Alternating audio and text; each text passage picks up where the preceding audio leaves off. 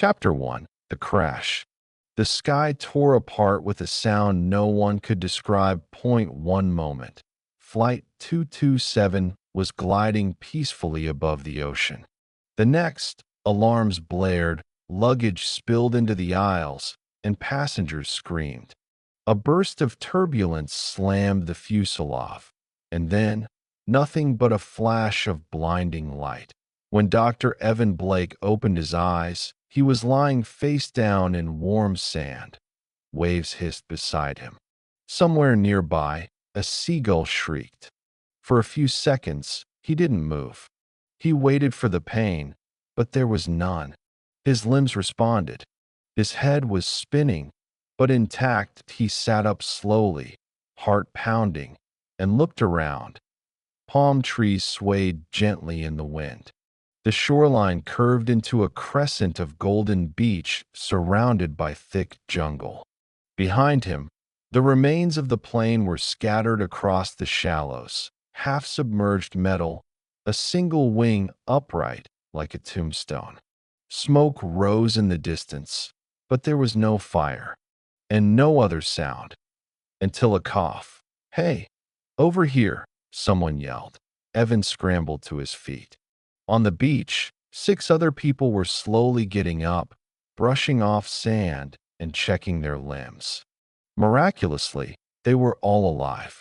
No blood, no broken bones, no explanation that a woman with short red hair was helping an older man to his feet. "You okay?" she asked him, but he nodded. "Yeah, I think so. Just dazed." "I'm Linda," she said, her voice trembling slightly. "Linda Shaw. I teach kindergarten." "What the hell just happened?" "Plane went down," a gruff voice replied. A tall, broad-shouldered man stepped forward, scanning the wreckage like a soldier inspecting a battlefield. "We shouldn't be alive. And yet here we are," said a lean, sharp-eyed man with a badge clipped to his belt. "Mark Russell, LAPD. Anyone seen any other survivors?" They did a head count. Dr. Evan Blake, surgeon. Mark Russell, police officer. Tom Hayes, construction foreman. Alinda Shaw, kindergarten teacher. Eric Doyle, long-haul truck driver. Ron Willis, retired Army captain. Jake Miller, firefighter. .7. All unscathed. All in shock. "I think we're on an island," Tom muttered, shading his eyes against the sun. "No signs of roads, boats, or anything." "Yeah," Eric added, glancing at the jungle edge. "And no sign of help coming either." "We need to set up a base camp," Ron said with authority. "We don't know how long we'll be here." They gathered supplies from the wreckage: bottled water, blankets, a few first aid kits, and 1 flare gun with a single round. Jake used an emergency axe to break open a storage panel and pulled out tarps and rope that by sundown. They had a crude shelter near the tree-line and a small fire crackling in a circle of stones. The jungle loomed dark and silent behind them. Evan stared into the flames. Something felt wrong. Too quiet. Too easy. "How the hell did we survive without a scratch?" he finally asked. No one had an answer. Linda clutched her necklace and looked around at the darkening trees. "I think we were meant to." Far off, something rustled in the underbrush. A branch snapped. The wind picked up. Chapter 2. The Surgeon's Cut. Morning came too quiet. No birds. No insects. Just wind brushing the palm fronds like fingers on skin. Doctor Evan Blake hadn't slept. He sat at the edge of camp, staring at the ocean. His thoughts replayed the crash again and again, but each time, something didn't add up. The memory of the impact was fractured like broken glass. And that sensation, as if he'd passed through something cold and wet, like a wall of ice. Ron, the ex-captain, took command naturally. "We need to know what's around us. Water source, food, shelter. We split into pairs. Take turns. Don't go far.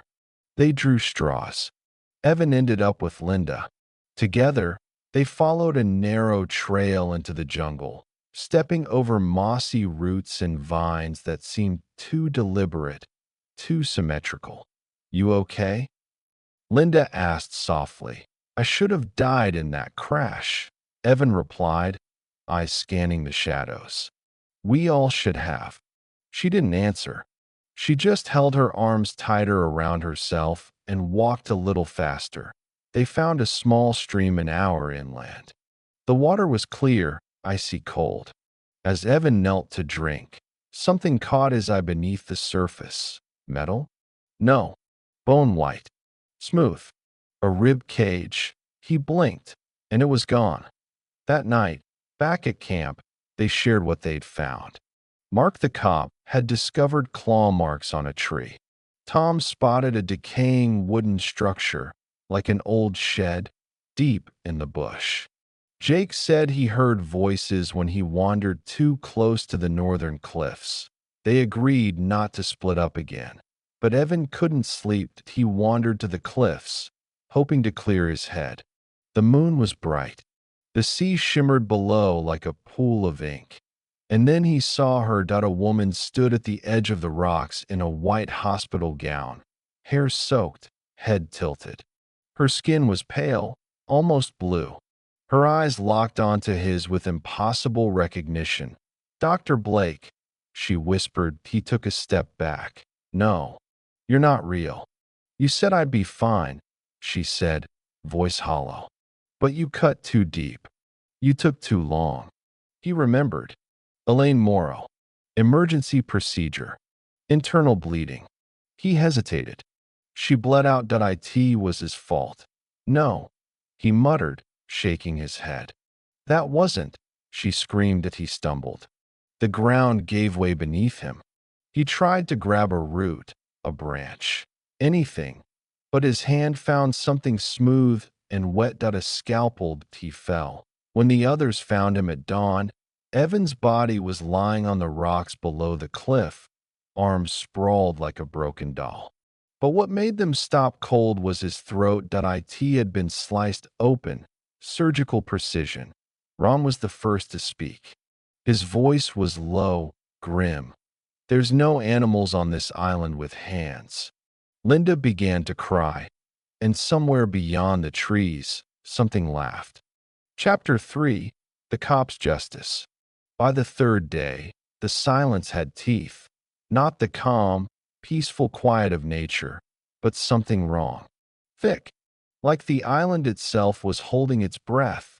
Since Dr. Blake's death, no one spoke much. They kept busy gathering food, building better shelter, trying not to look each other in the eye. But beneath it all, one question lingered like rot. What killed him? They buried Evan in the dirt just beyond the tree line, near the roots of a crooked tree. No one said anything. No prayers. Just a shallow grave and a tarp for a headstone. I think he jumped, Eric muttered once. No one responded. Mark Russell, the cop, didn't believe that for a second that he'd seen suicide before. This wasn't that. Evan's throat had been sliced with surgical precision. It felt like a message, and that made Mark angry, not afraid. Not yet. Just angry. That night, Mark couldn't sleep. The fire crackled low, casting long shadows across the camp. He sat alone, holding a stick like a baton, scanning the trees. At some point, he dozed off, and the dream came that he was back in the alley behind 8th and Glenmore. The same one from 3 years ago. Graffiti on the walls, piss on the pavement, and a boy, just a kid, standing there, frozen in place, a toy gun in his hand. Drop the weapon, Mark shouted, heart hammering. But the kid didn't move. He couldn't hear him. Deaf. Mark fired. The coroner's report said it was clean. Justified. But Mark never forgot the look in the boy's eyes before he fell. And in the dream, the boy didn't fall. He smiled. You never asked if I could hear you, he said, blood dripping from his lips. You just wanted to be right. Mark woke up gasping, heart pounding like gunfire. Sweat soaked his shirt. Someone was sitting beside him. Just beyond the firelight, he swung his stick. Nothing. Everyone else was asleep, except the forest. That wasn't sleeping. The next morning, Mark left alone that he said he wanted to check the western ridge. No one argued. In fact, no one wanted to go with him. It was like he carried something with him now, something heavy, tainted. When he didn't come back by nightfall, they went looking. Linda, Jake, Ron, and Eric followed a narrow trail through the trees. The wind was sharp, colder than before, and carried with it the faintest scent of smoke. Then they saw the shack. It looked abandoned, leaning to one side, half swallowed by vines and moss. The door was ajar. Inside, the air was thick and wet. The walls were covered in scratches, clawed symbols etched deep into the wood. On the floor sat Mark, tied to a broken chair with barbed wire. His mouth was sewn shut with black thread. His eyes were still open. Someone, something, had impaled him through the chest with a sharpened wooden beam, nailed directly into the floor. It wasn't fast. It wasn't clean. Above his body, in thick, smeared blood, were words scrawled across the back wall.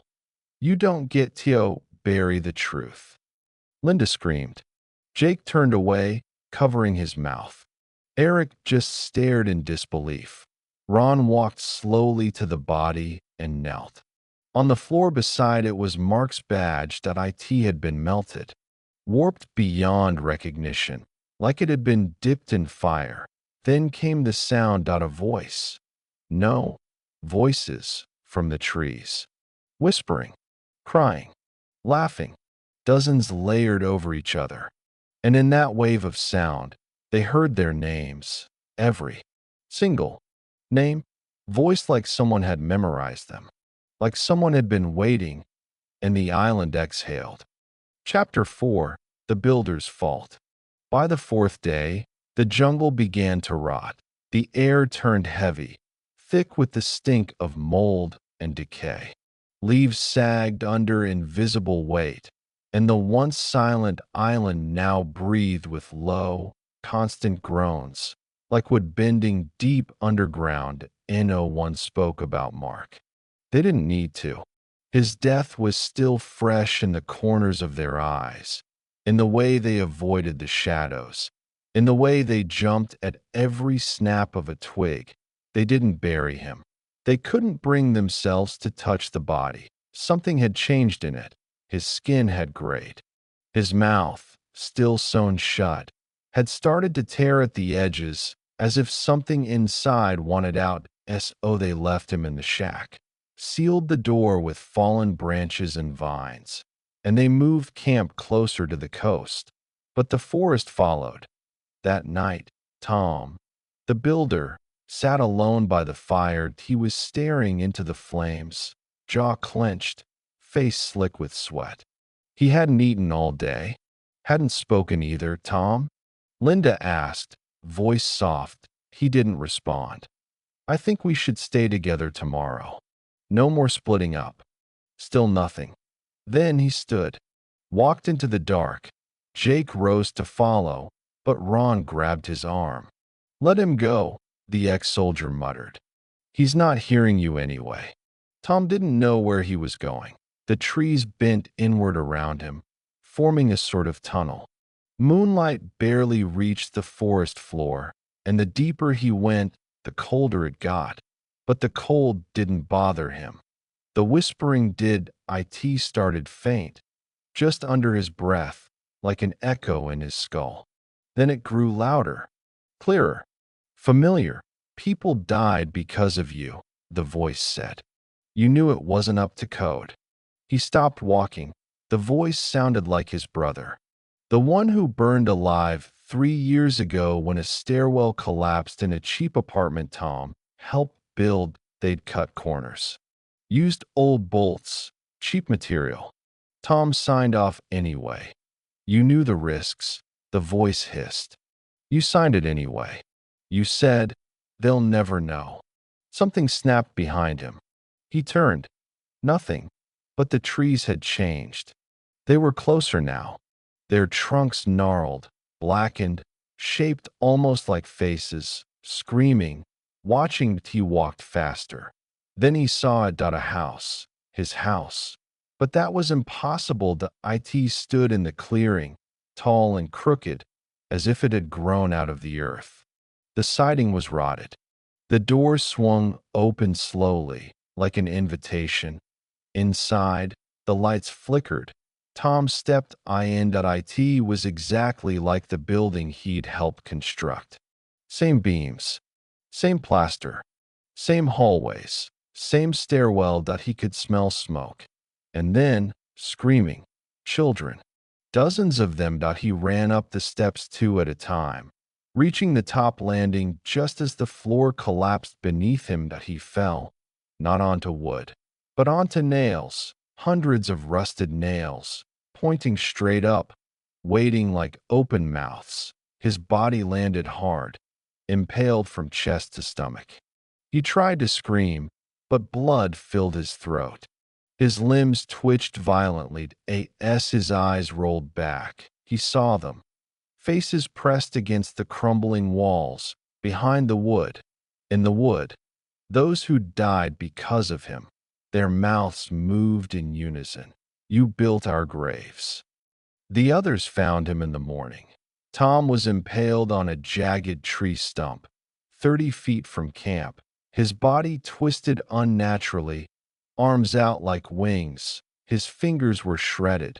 He'd clawed at the dirt, at the roots, like he'd tried to escape something underground. The worst part, his chest had been carved. Deep, uneven letters were still inside. No one said a word. They dragged his body to the sea and let the tide take it no burial in more graves. Just the wind, the smell, and the feeling that, whatever this island was, it remembered, and it wasn't done yet.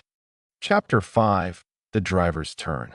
The fifth day broke without sunlight. A dense fog crept in from the sea, swallowing the trees, the beach, even the sky. Everything turned gray. The fire wouldn't stay lit. The air felt thick, like breathing underwater. It was Ron who said it first. It's not fog. It's smoke. But there was no fire. Not that they could see. The survivors sat close now, Linda, Ron, Jake, and Eric. Their faces pale, eyes red from sleepless nights. Nobody asked if they should leave. Where would they go? The island had shrunk around them. Paths that once led to the river were gone. Trees shifted when no one was watching. Shadows crawled without source. And at night, something walked the perimeter of the camp. They all heard it. Heavy, slow footsteps. Gravel cracking. Wet breathing. But when someone turned to look, nothing, except Eric. Eric saw more. He hadn't slept since Tom died. Not truly. He'd rest for seconds at a time, jerking awake to flashes, tires screeching, metal crunching, glass exploding. Over and over again. He'd been a truck driver. 20 years on the road. Never had a major accident. Until that night that he swore the kid ran into the road. That he didn't see her until it was too late. But there was a dash cam. He'd turned to check a message on his phone. Just 2 seconds. 2 seconds. That was all it took to throw a 6-ton rig into a 10-year-old girl. He remembered her face in the windshield. And the silence afterward. He hadn't touched a steering wheel since. But now, the sound of wheels haunted the jungle. That night, the fog turned black. Eric sat by what was left of the fire, shoulders trembling, lips dry. Linda handed him a canteen. He didn't take it. I hear it, he whispered. You hear it too. The horn.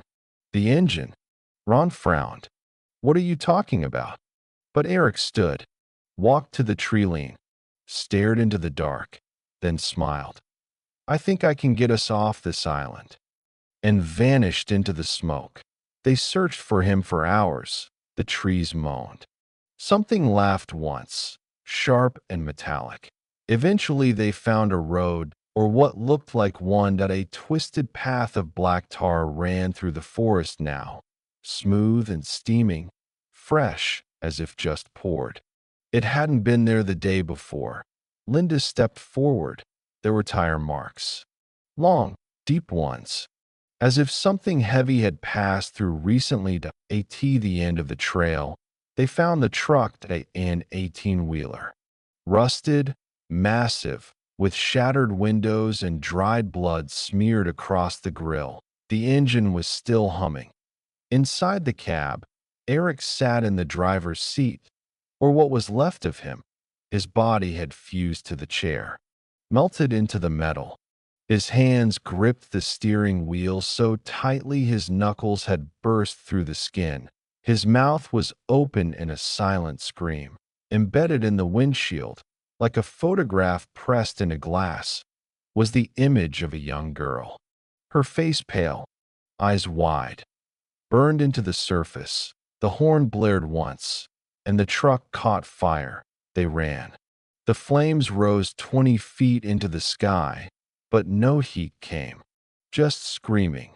Not from the truck, from the trees, and in the smoke, written in soot on the ground where Eric's feet had been. You looked away. That night, the fog never lifted. Jake couldn't stop shaking. Linda whispered prayers into her knees. And Ron, the soldier, watched the fire with hollow eyes, like he was waiting for his name to be called next, because now they knew. The island wasn't killing them at random, that IT was judging them, and it knew everything. Chapter 6. The Soldier's Guilt. The sixth night began before the sun ever rose. The world stayed dark. That IT wasn't just fog this time. It was something thicker, something that absorbed light. The fire died within seconds of being lit. Their voices came out hollow, distant, like they were shouting from underwater. There were only 3 of them now: Ron, Linda, and Jake. Jake didn't talk much anymore, just rocked back and forth, clutching a scrap of fabric torn from Mark's old shirt. He stared at nothing, his lips constantly moving but never making sound. Linda tried to stay strong, but her eyes were sunken, her skin pale. Something had taken root inside her, a kind of numbness. Only Ron remained sharp, silent, watching, always standing. He hadn't slept in nearly 72 hours. "Something's hunting us," he said quietly. "But it doesn't run. It waits." No one responded. Ron had always been the tough one, a man built from training, missions, orders. But even he was fraying. He'd been hearing voices since the day Tom died. Faint whispers at first, harmless, like echoes from memory. Then they grew sharper, personal, accusatory. "You didn't follow protocol. You killed more than you saved. You left them there." He tried to ignore them, but the island wouldn't let him, because Ron's sin wasn't an accident. It was a choice, that a calculated decision. It happened during his 3rd deployment, small village. Intel was bad. Command said it was a weapons cache, but it wasn't. It was a school. That he knew something was wrong. The timing didn't add up, but he obeyed. He led the raid. The building collapsed before they even cleared the first room. Later, they pulled 26 bodies from the rubble. 17 of them were children. The military called it a mistake. Tragic fog of war. Ron knew better. That he heard the screaming in his dreams every night since. And now he heard it again. Not in memory, but out in the jungle. He walked away from camp in silence, didn't tell the others. Didn't need to. He knew where this was heading, but he followed the sounds. Boots crunching through dead leaves, branches parting like curtains. The jungle opened into a clearing. And there it stood, the school dot or something like it, warped, covered in moss and vines, yet still somehow intact. A bell tower loomed over the structure, its iron frame half melted, swaying gently even without wind that he stepped inside. The hallway was long and narrow, doors on either side, lockers rusted and crumbling. Fluorescent lights flickered overhead. Then he heard them, footsteps, dozens, running, screaming, in one voice, clear, sharp, small. You said we'd be safe. He turned out a girl stood at the end of the hallway, maybe 10 years old, hair matted with ash, eyes white and hollow, blood running down her chin. Ron took a step back. Then the doors opened. Children flooded the hallway, silent, pale, their mouths open, but no sound came out. Their eyes locked on him, and they began to run. He backed away, heart hammering, but the floor shifted. The walls pulsed. The air thickened with smoke, and then they were on him, hands clawing at his uniform, tiny fingers digging into his skin, tearing patches of fabric. His medals, his name tag, they were sobbing now, screaming through stitched lips. You left us. You knew. You could have stopped it. You were supposed to protect us. Ron tried to scream, but something had filled his throat. Smoke, dirt, blood. He couldn't tell. The hallway warped again. Now it wasn't a school. It was the village. Burning. He saw himself, standing with a rifle, giving the order. And then he saw what came after.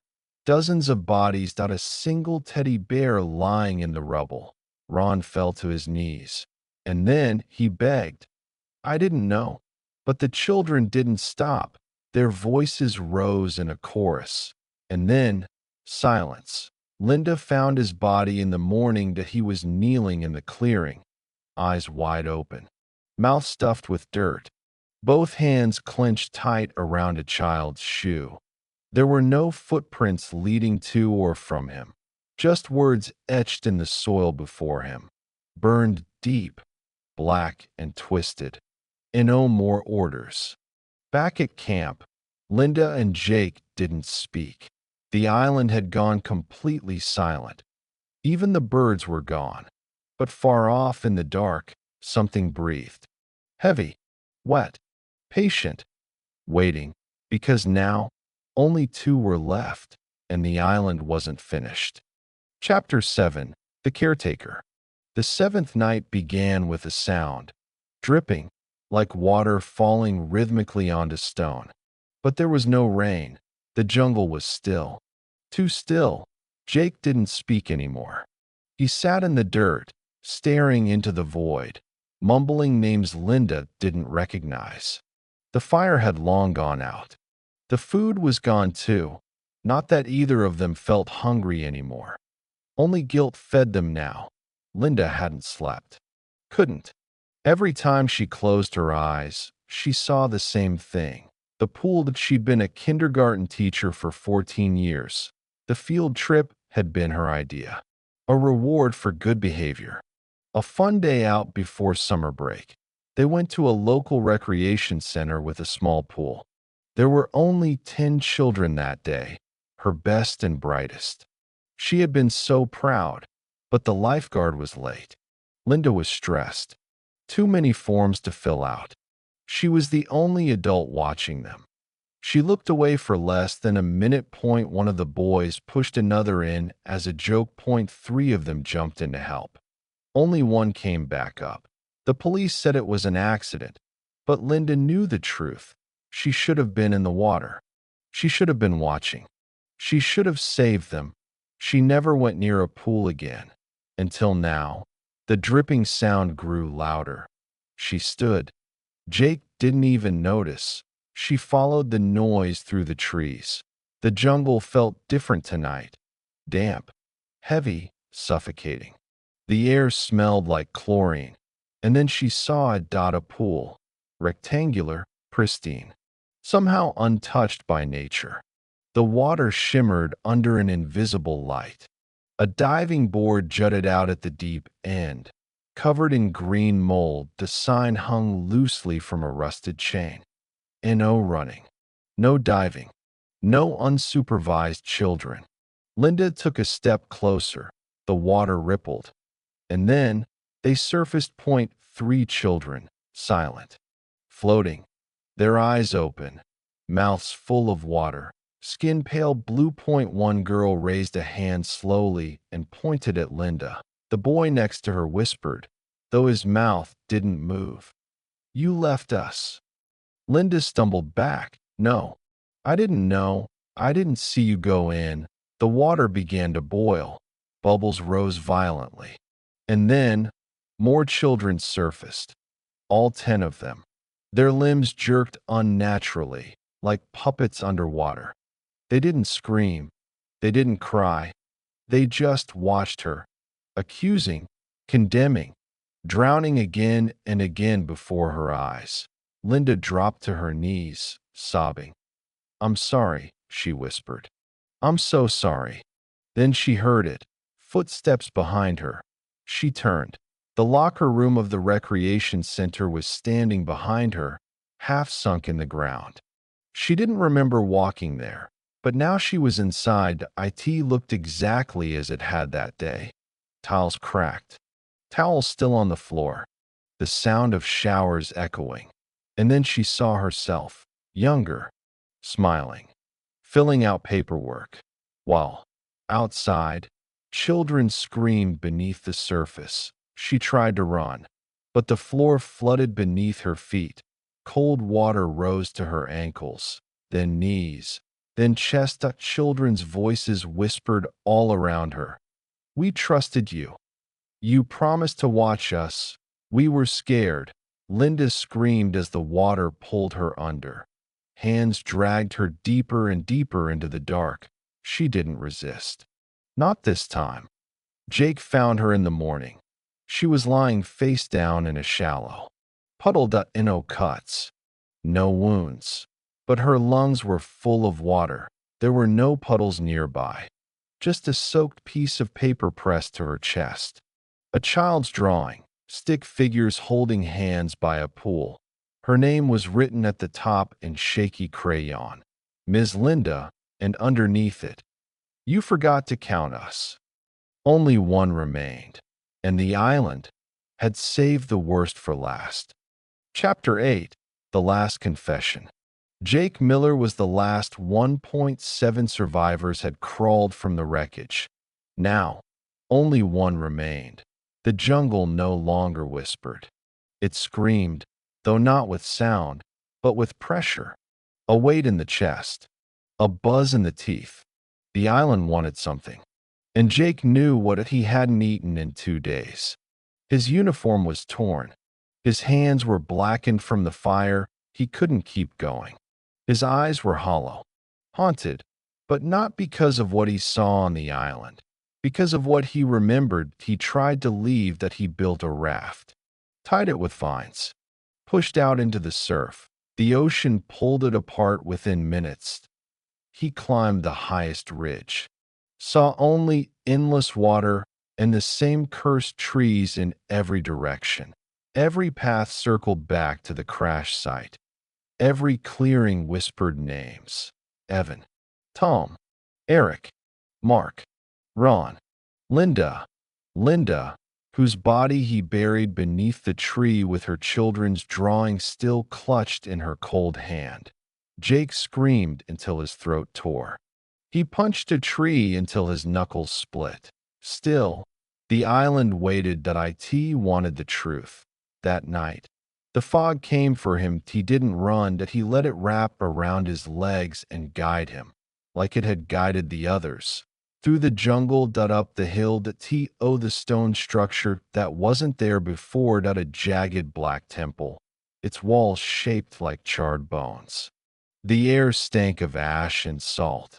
Jake stepped through a narrow arch inside.